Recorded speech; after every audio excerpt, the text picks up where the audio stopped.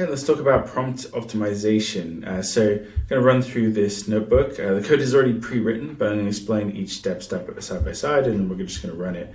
So if we hit run here, what we're going to have to put in is our Open API key. And this is a Google Colab, by the way. So we're connecting to Google, and it's going to run, and here we go, it asks for the Open API key. The benefit of Google Colab is that you never really have any configuration problems. So I'm just going to call this Colab, create a new key. By the way, you should never show anyone your key because it's like your password to your account. You've run up charges. So I'm going to hit enter. I'm going to delete mine shortly after this. You want to install OpenAI and make sure you upgrade. And I've just upgraded to the version 1.0 package because that, if you're using code from prior to that, tend to break, right? But I'll show you how that works. We have two prompts here and we want to A/B test them. Here's one prompt. It just says a pair of shoes that can fit in any foot size. We've given it some seed words, like some ideas, kind of said here, some ideas of what we want. We want words that come with product names that come with like OmniFit or adaptable, something in that creative area.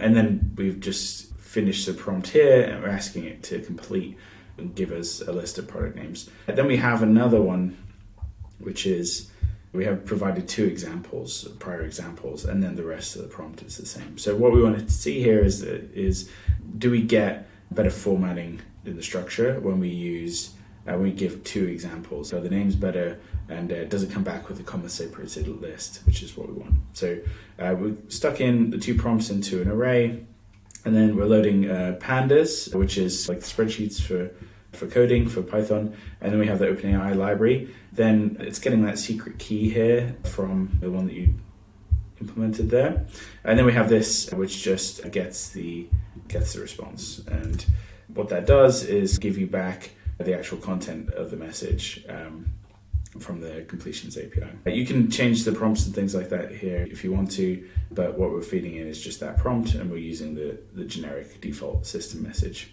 And what we're doing is we're just running it 5 times. So we're going to run the tests 5 times, and then we're going to give an ID to each prompt. We're going to give, what this code does is basically, it starts with A, and then the next one will be B, and then C, and then D, and so on and so forth. And then we're going to go through those prompts and generate 5 responses for each prompt, and then we're going to be able to compare them. And then we'll have all that in the CSV here. So this is the to CSV function, which is coming from pandas. So let's just run this.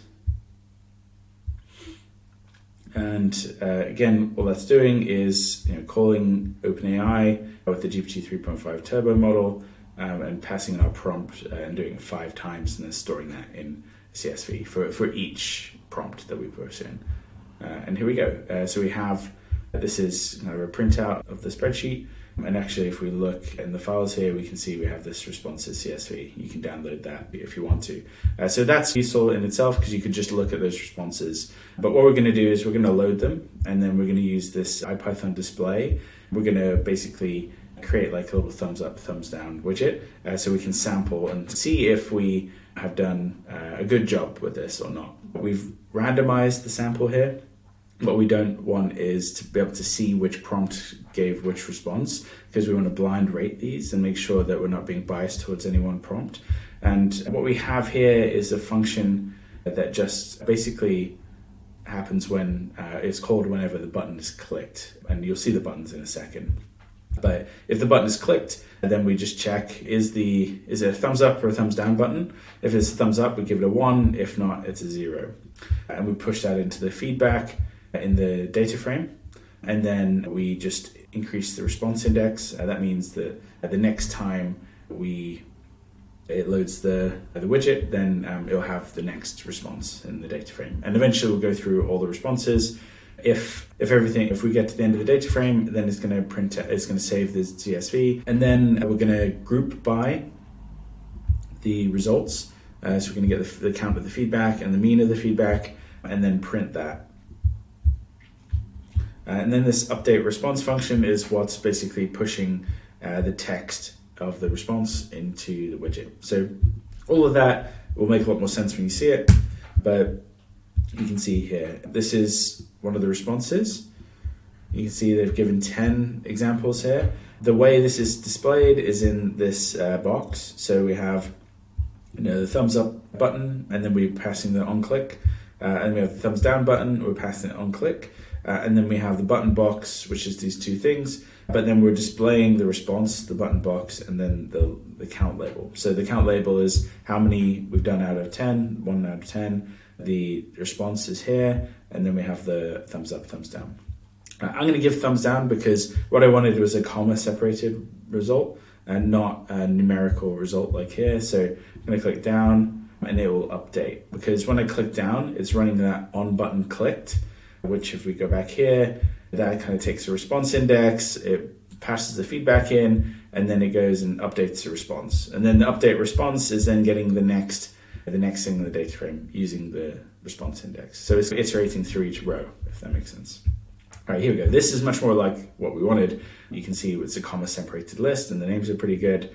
And another comma separated list. Okay, this is numerical, comma separated, numerical, numerical, numerical, comma separated, and comma separated. Okay, so it looks like with our two examples here, the two different prompts that we had one prompt with examples, 2 examples, and then we had one prompt with no examples, and the one with no examples is always giving you a numerical list.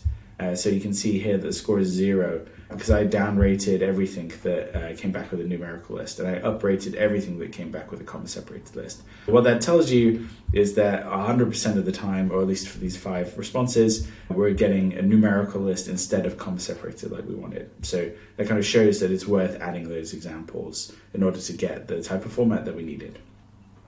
All right, you can imagine using this sort of thing to rate lots of different prompts. Like you can A/B test lots of different things here. We can try different examples. We could try different prompt injection attacks and see how often they succeed. For example, we could see whether if we just add one example to this prompt A, does that improve the performance? So we might not need 2 examples, we might only need 1, and we could save some tokens. The world is your oyster. There's a lot of different things you could do here. So yeah, hopefully that's useful for you guys. And it's super interesting to use this just as a quick kind of sense check. Rather than just running the prompt once or twice or a couple of times with trial and error, you can actually run this 100 times if you want, and then thumbs up, thumbs down in order to check whether you're getting a good response or not.